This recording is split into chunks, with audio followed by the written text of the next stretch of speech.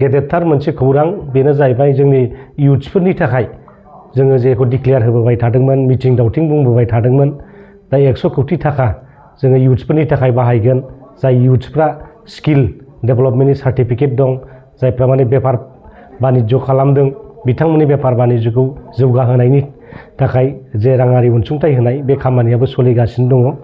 गिबियावनो फुंबिलिनि बयनिसिमबो गाहाम हामलायनाय जासिहरबाय। दिनै बिटिसि सेक्रेटारियेटआव आंजों लोगोसे जोंनि बिपिएफनि सासे सेक्रेटारि राजेश भरेल आरो जोंनि सासे इयुथनि मावथि बिथांमोनहा दंफायो आंजों। दा रायजो राजाफोरनो आरो जोंनि इयुथ्सफोरनो मोनसे गोजोन खौरां जों दैथायहरनो सानदों जे बिपिएफ सरकारा थांनाय बिसायख'थियाव जेफोर हाबाफारिफोरखौ गेरेन्टि हिसाबै फोसावबोदोंमोन दा बेखौ जों मोनफा मोनफा फारियै मावफुंलांनो थाखाय आवगायगासिनो दङ। गिबियाव जोंहा मोनफ्रोमबो समस्थियाव 833टा सेल्फ हेल्प ग्रुप आइजोफोरनो थाखाय राङारि अनसुंथाइ होनाय बे हाबाफारिया दिनै सोलिगासिनो दङ। लोगोसे जोंनि गरिब दुखिया मानसिफोरनो 10,000 IBS होनाय बे खामानियाबो दिनै तीव्र गति बा गोख्रैयै खारगासिनो दङ। लोगोसे जोंनि सेनियर सिटिजेन आरो हेन्डिकेप बिथांमोननोबो राङारि अनसुंथाइ होनायनि खामानिया सोलिगासिनो दङ। अफिसियेल प्रसेसा सोलिगासिनो दङ।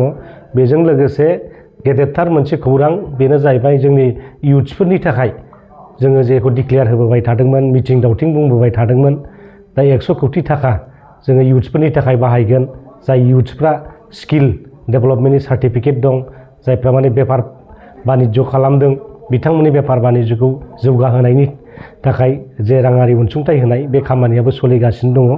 दा बे खामानिखौ जों मावगासिनो दङ। दा जोङो माखासे खामानिखौ दिनै अलरेडि माखासे जिल्लाफ्राव मिटिं दावथिं खालामनानै फोरमायनाय जाबाय। दा बेबादिनो जोंनि इयुथ्सफोरनो राङारि अनसुंथाइ होनाय जोंनि आइजोफोरनो सेल्फ हेल्प ग्रुपआव राङारि अनसुंथाइ होनाय दिनै गरिब दुखिया मानसिफोरनो राङारि अनसुंथाइ होनाय दिनै हेन्डिकेपफोरनो होनाय बैसोगोरा मानसिफोरनो होनाय बे खामानिफोरखौ जोङो मावफुंजोबनानै फैबाय थानाय फेब्रुवारि दाननि 10 फेब्रुवारिनि गेजेराव बा 10 फेब्रुवारियाव होनो थाखाय हाग्रामा महिलारि सारा दिनै खामानिखौ गोख्रै मावनो थाखाय बिथोन होदों। दा बेबादिनो जोंबो खामानिखौ मावगासिनो दङ। दा ओंखायनो बे जोंनि गेरेन्टि हिसाबै बे खामानिया दिनै जाफुंसारनायनि लामायाव ओंखायनो साफ्रोमबो रायजो राजाफोरनिसिम आं दिनै बेखौनो खौरां दैथायहरदों जाहाथे नोंथांमोना सिन्था खालामनो नाङा।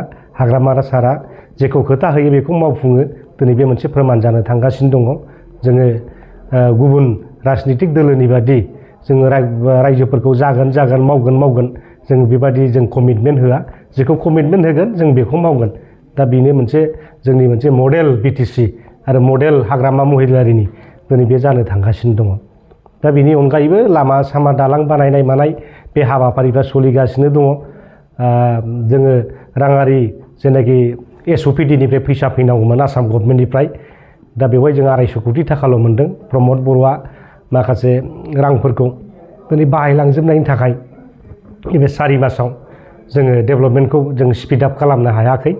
आफ्टार दिनैहाय MLA इलेक्सन बा जोंनि गोदान बाजेट जिहेतु जागोन 26-27नि थाखाय दा बेवहाय जोङो तीव्र गति एखेबारे जोङो मावनानै जोङो बिटिसिनि जेसेबांनाखि लामा दालांनि समस्या बा माबा समस्याफोर बेखौ जों थिग खालामनो थाखाय दिनै आखायाव लाबाय। दा बेवहाय माने गुदु गादा गैया। जोङो बिराद लुज खालामदों। खौरांखौ जोङो मोनफ्रोमबो डिस्ट्रिक्टआव होखाजोब्बाय। ब्लक कमिटियाव थांजोब्बाय। थ्रु इयुथफोरनि गेजेरजों थांदों इयुथ कमिटिनि गेजेरजों आरो जोंनि जायफोर माने एसपायरेन्ट एप्लिकेन्टफोर बिथांमोना डिस्ट्रिक्ट ब्लकजों माने जगाजग खालामबानो बेखौ मोननायनि बेबस्थाखौ खालामनो हागोन। दा बे गुदु गादा जेबो गैया।